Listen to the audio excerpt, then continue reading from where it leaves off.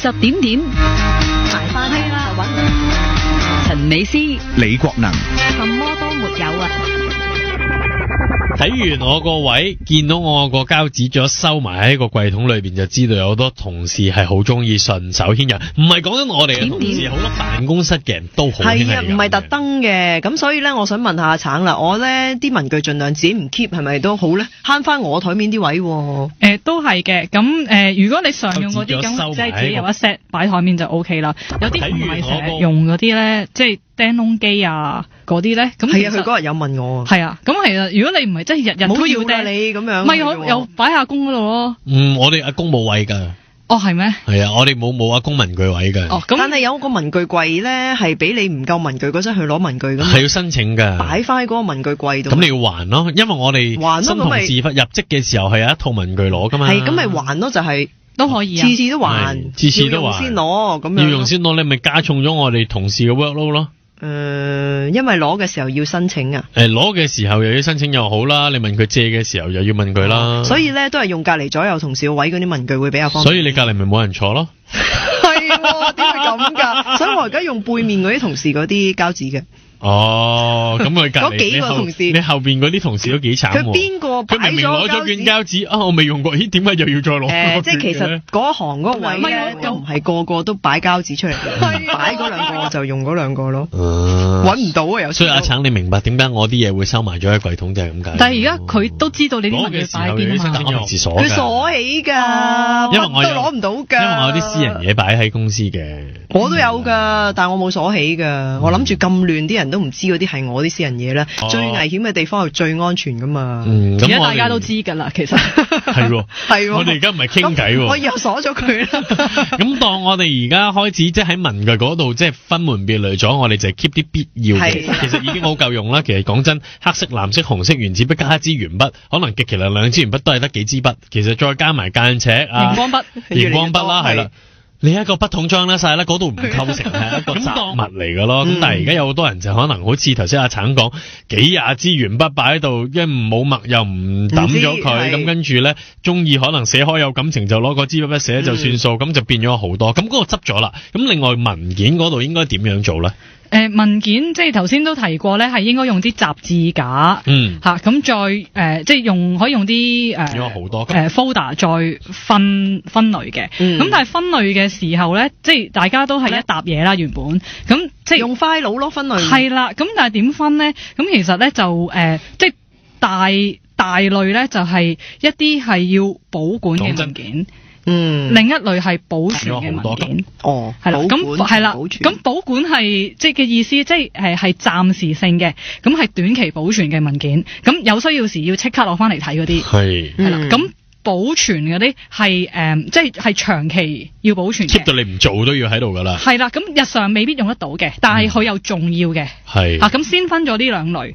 咁當然係保管嗰啲，咁就要擺近自己啲啦。咁保存嗰啲又可以收得，有需要啦，即係收到我自己見唔到係邊一格嗰啲都 OK 啦。收完你要自己知道咯。咁都係頭先提過啦。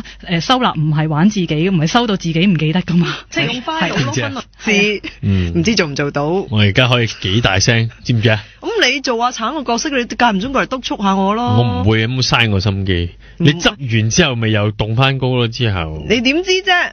咁我打直同打橫都唔同噶啦嘛，咁我以後學下動直佢咯。好啦。但係阿橙你明？但係你知唔知你張台大過我張台㗎？我知，我唔好意思講啦，我都願意同你交換啊！你仲講，我同你交換啦。唔好客氣啦，我坐唔過你咁大一台㗎。我唔想要呢啲，我唔想要啲雜物㗎，但我又唔想執啊。咁啊，執完文件咁跟住。但係我想問阿橙仔，你收到我啲嘢打直咧，會有多？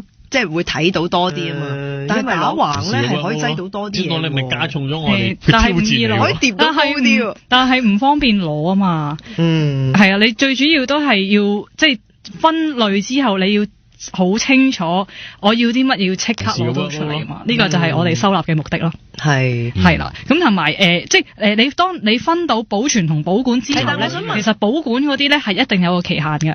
咁你要注意翻嗰個期限，即係譬如你哋啲project 啊活動完咗咧，其實就可以拜拜嘅，碎咗佢。或者你真係你本身係紙嘅，你咪將佢scan 咗佢咯，數碼化咗佢咯。知唔知啊？知。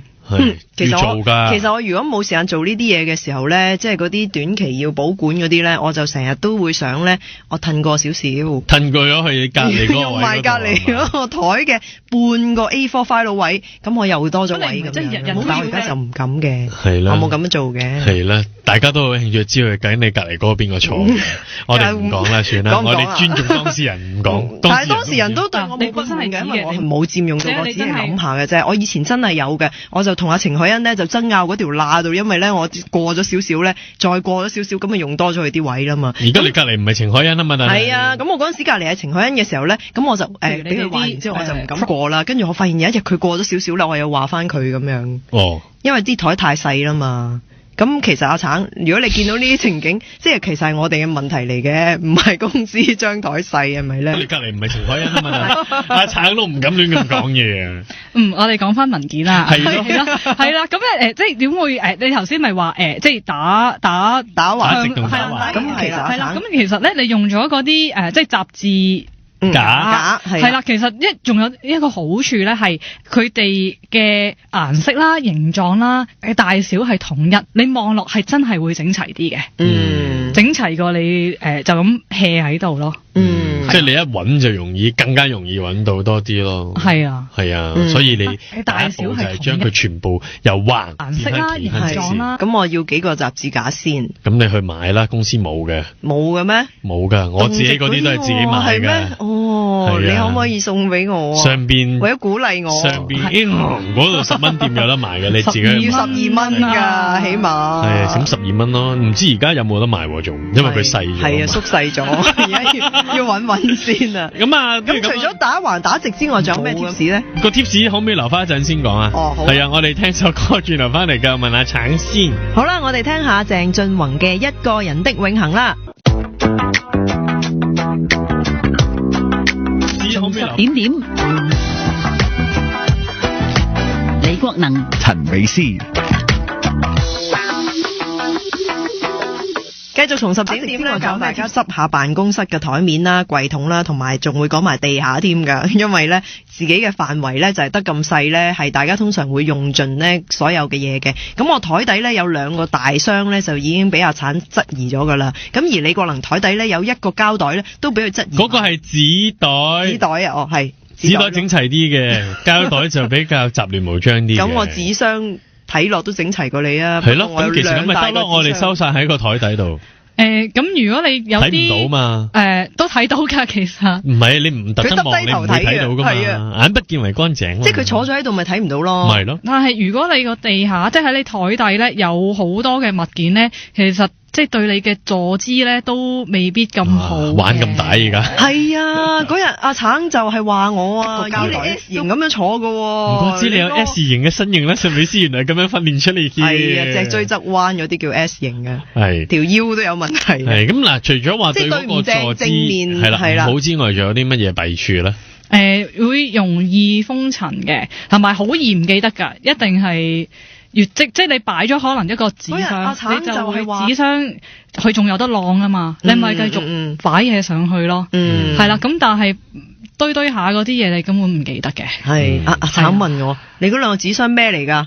我唔知喎。唔係佢比較善忘咁樣咯，堆下答唔到。但係個情況係答唔到。係啊，我話係我之前喺第2個位搬過嚟嗰啲台面同櫃桶嘅雜物咯。總括地。跟住我問佢搬咗幾耐咯？你搬咗幾耐啊？幾個月嘅啫喎。半年咯。係咯。即係冇用咯。係咯，咁咪掉得咯。好喎，一次過掉咗佢咁都幾方便喎。好啊。係咯。就咁話咧。因為其實咧真係唔知，好似阿橙咁講啦，好容易碰嗰層嘅喺裏邊，唔知我諗住我密封晒擺喺台底咁應該冇事啦，但係我每一次攞出嚟都有少少塵喺度。咁呢個亦都係要小心。仲有一個咧，就係我台面嘅卡片咧，已經係擠晒喺嗰啲卡片盒裏邊㗎啦。咁但係阿橙都話做咩咁多卡片喺台面㗎？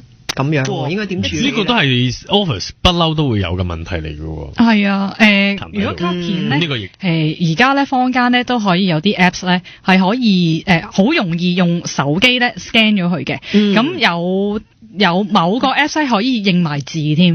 要俾錢嘅嗰啲。唔使啊，就係係啊，我話俾你聽陣間。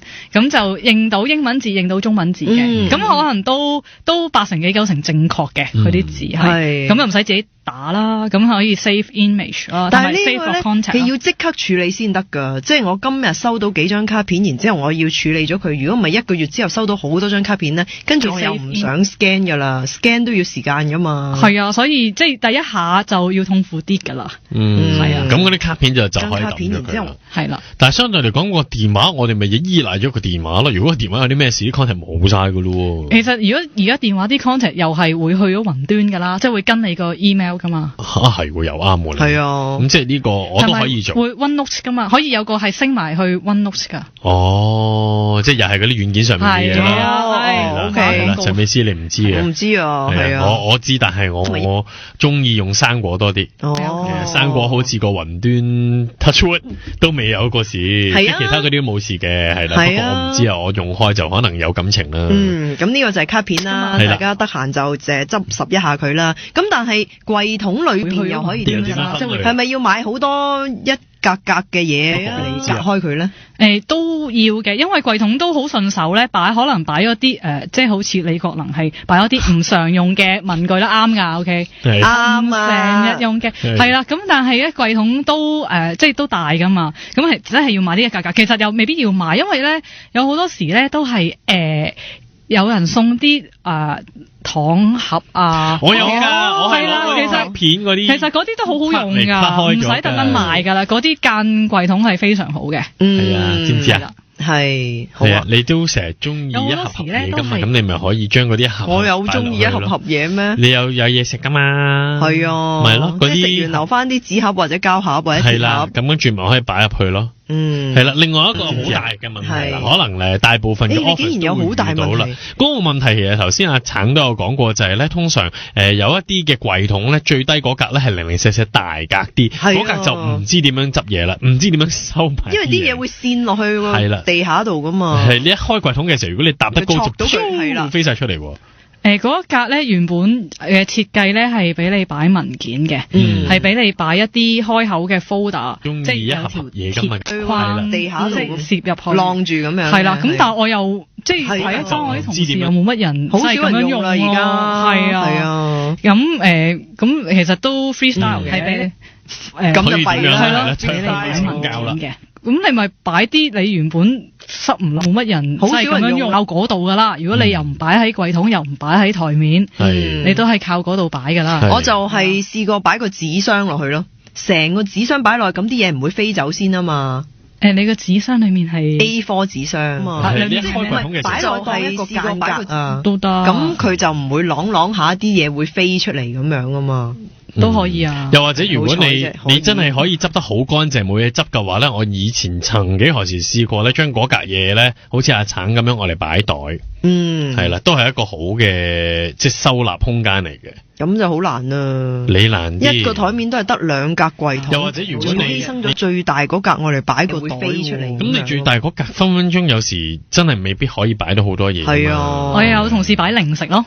哇！台面都係得2格櫃，擺零食櫃啊，變咗做係我哋都有同事係用嗰格嚟擺零食，佢仲鎖起佢添。咁啱㗎，因為佢覺得好緊要嗰啲零食。梗係啦，精神食糧。突然之間想食嘢嘅時候冇就唔得啊，所以就嗰格點都唔擠文件嘅。梗係啦，你諗下膠紙嗰啲都可以隨意拎啦，零食要拎有幾難啊？係啦。咁即係根據阿橙咁講，我哋要定時定候執個台面，先至可以做到你講嘅嘢，就係個櫃桶又唔咁多嘢啦，台面又要有台面咁。如果唔係，佢好快就會堆積翻啲嘢出嚟噶咯。冇錯，係啊。咁有另一個問題咧，係大家有可能係有時有啲嘢要突然間寫低，好隨手攞咗一張紙，寫完之後又同你原本個堆文件堆埋翻齊，就揾唔翻啦。係啦，咁或者當你揾翻嗰張紙出嚟嘅時候，你根本冇 reference 係寫緊啲乜嘢，又唔知抌唔抌，咁咪 keep 咯。